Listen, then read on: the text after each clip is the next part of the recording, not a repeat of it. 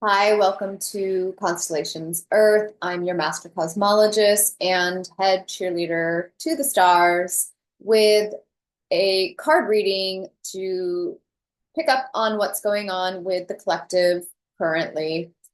It's very, very somber, to be honest, and there's a very heavy overtone of mourning and remorse and just kind of going down the soul's memory lane, but it's got a really beautiful undercurrent of new, beautiful, what I would call lovely energy kind of percolating below it. We had Venus go retrograde over Neptune this morning, and I really feel like that's the source of this energy where the divine feminine is coming into a state of grace. I am hearing, Hail Mary, full of grace, the Lord is with thee. So I really feel like Venus is coming into a state of grace. The feminine is coming into a state of grace. Many of us are coming into a state of grace. We've been through the ringer, we've been through the trenches, we've been through the dirt, we've been tortured, harassed, you name it, been through the shit. And there's this purification energy, this cleansing energy of Venus crossing over Neptune, where you're feeling just very washed, very purified and very cleansed and ready to move on to whatever exploration is ahead, however that looks. And it's sad because it's drastically different than what you might have imagined. And a lot of the people that you imagined were coming with you aren't going to be there for this chapter. It doesn't mean that you won't see them at a point in the future, but right now there's just this knowing that, yeah, some of the people that you thought were going to be with you are just not. So that's feeling very sad. And I'm going to try to perk up because there's two energies here, and I don't want to like bring a somber mood, but I am a very, very clear conduit, and I just have to deliver the message that's there and also vibe the mood that's there. And I feel like I can feel it in my tone and my carriage and my body posture even. So there's two very distinct energies today that I'm reading, which is tied to that first bit there that I shared. And it really is Venus and Neptune, this washing our hands of touching other people's karma. I feel like Neptune is seen as the higher octave as Venus sometimes. And Neptune is saying, don't you dare touch it. And Neptune's trident is sharp, and Neptune's giving a warning. Like, if you touch it, you're going to get hurt. Venus is getting this clarity of, I washed my hands of that nonsense. I washed my hands of those cooties, of getting involved in touching and manipulating other people's destiny, even like messing with the strings of fate and trying to rescue or interfere with anyone else's story, their karma, their healing. And she's just taking this hands-off approach. And yeah, she rinsed her hands with holy water, I swear to goodness to you. The other energy here is very different. And that energy is a lot more optimistic, and it's the carriage into the future, which I will call gaining clarity, going from doubtful to certain. In the science of human design, there's a concept called no choice. And I'll touch on it deeper in just a minute, but I feel like we are having a big maturation from even that teaching. So one of the very first things I picked up on when I woke up this morning was this honorary A Christmas Carol energy meets the Seven of Cups. So A Christmas Carol, that part of it is where Scrooge looks at his past, his present, his future, and can see the story of his life, and he decides to make changes. But what it was he was being stingy and greedy and not charitable and not sharing. And this is a total 180 from that, where, excuse me, where we are actually realizing that we've overgiven and been people pleasers, and we actually need to call back our energy and stop leaking and bleeding it out and giving it to those who don't deserve it. Very much an energy of casting pearls before swine and calling those pearls back to us, gathering them up and being like, no, I'm going to keep these over here in safekeeping. Like, I'm going to lock these in the safe of my heart, and you don't have access to them without express permission, without due payment, without fair trade, without equal exchange, those types of things. And then where it blends with the Seven of Cups is going from being tossed around. The Earth's at 7 degrees of Libra, so that's the energy of ambiguity and just letting people dictate and control where we're sloshed around in life, instead of being very, very clear and very certain about the things that we would like to attain or the things that we need, and being very purposeful and intentional with our very precious lives. If you want to go deeper into that, I did a video yesterday where I really articulated, it was the 2025 Aries season video called Claim It. Went very, very, very deep into that whole concept. This is expounding on it a little bit more. Like I said, the Earth's at 7 Libra, the moon's in Pisces, and then we had Venus go retrograde, conjunct, and pass over Neptune first thing this morning. And to top it all off, we had Black Moon Lilith enter into Scorpio. So it's a very big yikes energy. And the yikes is the karma of trespassing against yourself, doing 7 of Swords and 8 of Swords type of things to your own soul, to your own body, to your own being, and seeing it super clearly, like, yikes, there's no way I can ever go against myself or violate myself like that ever again. There's this review and recovery energy with that Scrooge, just kind of looking backwards and seeing how you've done that to yourself over and over again, and Venus washing her hands of that nonsense and swearing to never do it again, and stepping into a state of grace where you can allow others to exist and be graceful and kind, but not need to step in and interfere and get entangled, essentially. So there's this big stepping into self-dominion happening right now. And when I was talking about the human design, no choice, you have no choice until you realize the choice is only in your hands, and that it's your sole responsibility to choose wisely and carefully for yourself.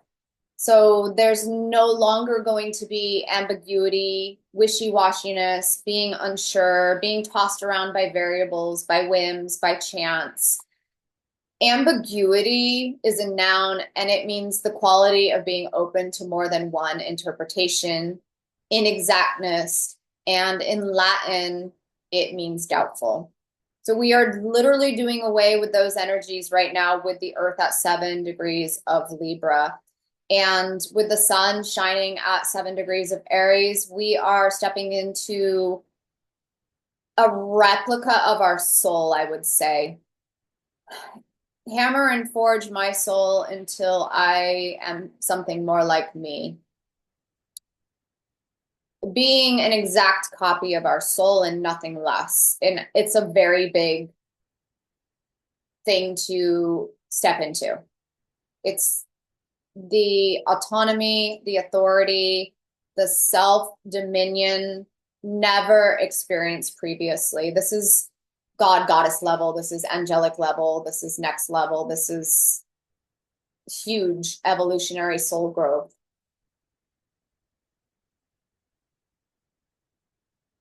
We have previously existed in ambiguity, in ambivalence, in equivocation, obscurity, vagueness, um, doubtfulness, uncertainty, puzzles, enigma, like 29 degrees of Pisces where Neptune is, that combination is such an enigma. And we are needing to really define ourselves. It's why I called myself cheerleader, head cheerleader to the stars. It's such a descriptive, potent title that tells you as the audience member who you're dealing with, who you're viewing, what type of messages you're intended to receive being here. And this going from no choice to being made to alchemize into you have no choice but to choose is the highest form of self-dominion. Feeling like you're on the ride and you're riding in the back seat of the ride of the roller coaster of life to being the driver and being the only one who has the hands on the wheel, and really realizing that you have to claim that you have no choice but to choose. You have to be selective. You have to be choosy. You have to say no. You have to guard your life like it's all you've got, because essentially that's it. And there's something here. You can see that the bridge of my nose is releasing a ton of red, fiery, hot energy of, there's like chakra fuckery back here behind the nose of that energy of self-dominion that's clearing right now as I'm speaking these words to you. You have to reside, you have to sit in the seat of authority in your own castle and lead as the emperor of your life with accuracy and dominion. Venus, Neptune, Moon, Pisces is also a very lovely dreamboat energy where, yes, there's responsibility, but it can be life is but a dream. Life is but a dream, and you can dream up and choose really cool things that you'd like to experience. It's not all just heavy and serious that I was just explaining, but the only way that you are going to make those dreams come true is to step into that level of self-dominion and authority and executive decision-making power, the energy of the emperor. We have an eclipse that's going to be at 9 degrees 0 minutes of Aries on the 29th, and that is basically the Emperor card in tarot. We're ending one cycle and stepping into a brand new eclipse cycle. Well, kind of started with the moon eclipse that we just had, but this really is a closure of the last year. Everything that you've gone through, everything that you've learned, everything that you've been subjected to, it was all for your moment right now to step into this great level of self-control and self-authority and self-dominion. So yeah, there's kind of an interesting blend of security and pie in the sky dreams. Life truly is but a dream, but you better guard it with your life. And if you want to experience these dreams, the only way that's going to happen for you is if you lead yourself like you're going to attain those things. There's an energy of choosing goals that provide meaning and quality of life today. These aren't superficial or societally influenced. And also they are inspiring and aspirational, but they also afford security and comfort in the present. So there's all these kind of bullet points, checkpoints, that when you go to sit down and really, and I am really suggesting this, it's the suggestion in the video that I suggested a couple minutes ago, is to choose and write it down and make a plan for yourself and really get clear, what do I actually want?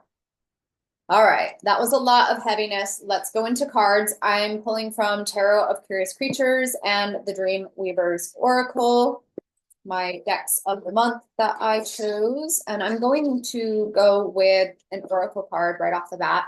I'm sorry, cat's got me. She's shedding her spring coats coming in, and holy moly, I'm itchy now. She got hair all over me. It's funny that I saw all the time. All right. I'm just gonna go with the Oracle card first, because that's the tugboat. That's funny. Tugboat. Yeah, I feel like there's a tugboat that's gonna have to pull Neptune over that line because Neptune kind of doesn't want to budge out of its home territory of Pisces. It's gonna be a shock. It's gonna be a really brand new energy. Oh, that's so awesome. It says, when you feel the magic sing, and it's a big whale. That is Neptune getting pulled out of Pisces, out of its comfort zone. And let's read the card together, because these cards are, sometimes I can pull super intuitive messages out of them and I see something right away, like I saw Neptune, but oh no, there it is. It's Free Willy. It's Free Willy. And when Willy is free, that free, it's ironic. That's the irony of life, is that you have to be that much of a dictator and that much of an authoritarian and contain yourself and give yourself parameters and a matrix and definition, or else you're just a big Neptunian at Neptune at 29 degrees, ambiguous, nothing, dreamland. You have no form, you have no shape, you have no direction. It's just floating there, bobbing like a big whale, like a big cork, floating at sea. And when you go into Aries in a couple of days, Neptune is Free Willy.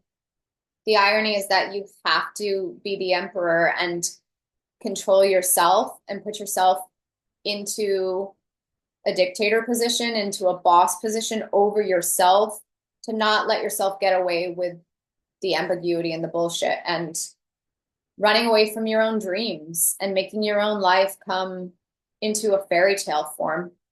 Holy moly. I'm gonna get all rashy from the cat. Let's read the card together, number 6. Yeah, so I don't know if I finished that point there. The irony is that in order to be free, you have to have control over yourself and you have to be that dictator. Free Willy. Essential meaning, the aha moment, on the right track, hope is real, you are being cared for, your partnership with spirit is true, you are not alone, you are being used for a higher purpose. I don't like that, actually. I rebuke that. I've been rebuking a lot of these spiritual tropes that are in the guides lately as just that, spiritual tropes.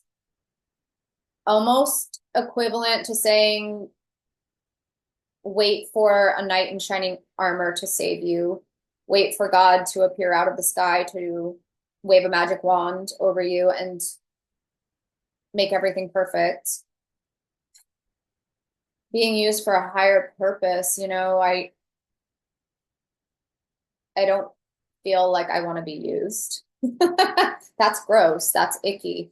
Anyway, that moment where the light bulb in your mind goes on, your heart goes ding, and time stands still. Suddenly, a bright light reveals something that was hidden, that you've been looking for but didn't know it.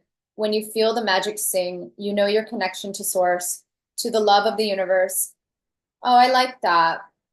It's like you can have that connectivity and that relationship with the universe and also not be a puppet of it and not be used and occupied and steered around without any choice. In that one timeless moment, you realize that time can stretch beyond what you ever thought possible, and you're given an expanded view and a second chance.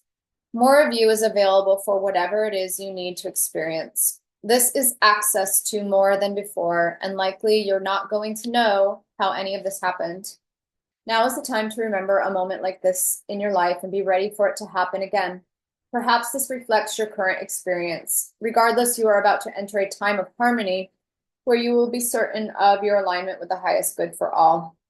It's a beautiful feeling to know that your note in the symphony of life is pure and in tune.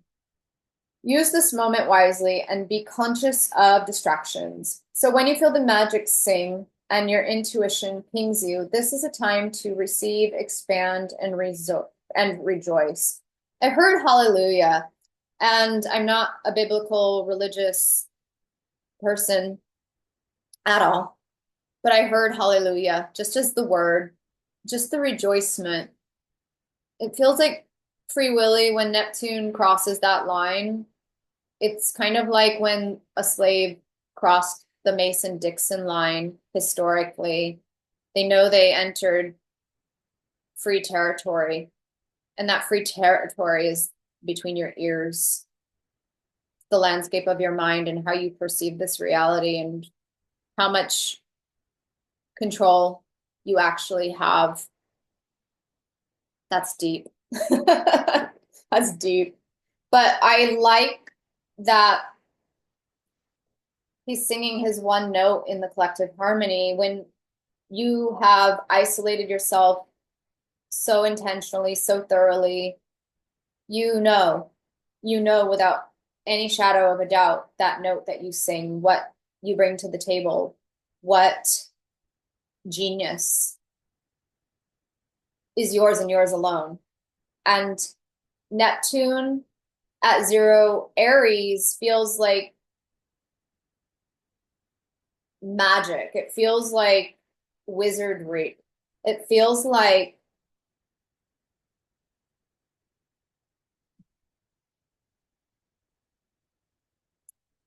that genius just gets to work in mysterious ways. We'll pull a tarot card and we'll call this message good because it's pretty long. I'm trying to do shorties, but we're in some deep waters right now. So we got to go deep when we're in deep waters. When we get into the shallow end of the pool, 0 Aries, when Neptune goes there, maybe it'll be fast and short and sweet. 9 of Pentacles.